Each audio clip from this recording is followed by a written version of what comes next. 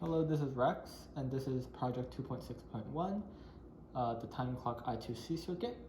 So in this circuit, we're basically exploring how the I2C bus works, its potential use cases and its capabilities.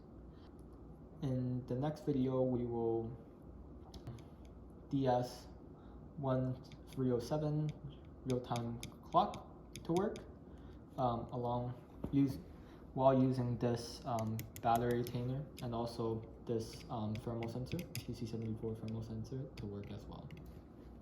So let's jump over to the code really quickly. So as you can see here, currently the code is running and it is scanning through the I2C bus. And as you can see on the circuit here, we have two I2C devices plugged in. One is the real-time clock and the other is the temperature sensor. So due to the unique capabilities of the I2C bus, we can actually manually remove one device. And as you can see on the code, after updates, there are only one device on the bus. And as you can see, the circuit is actually not powered down or anything like that. And once we plug it back in, like so, it returns to two devices. That's the ability called hot swapping, which is one unique feature of the I2C bus. Now, looking deeper into how the code works. So as we can see here, we actually use the library, which is the wireless library, because otherwise the complexity would be too high. And this is basically the library that allows you to use the I2C bus.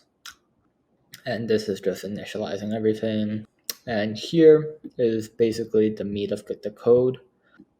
Essentially, it's running a for loop here that scans all 127 possible addresses that is possible on the I2C bus, and then the result variable would be once you end the transmission, whether it is high or low.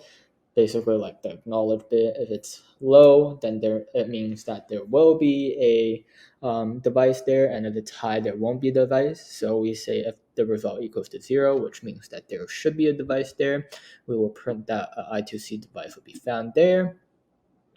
And also we are printing it in hexadecimals, which is why we're using 0x as the beginning.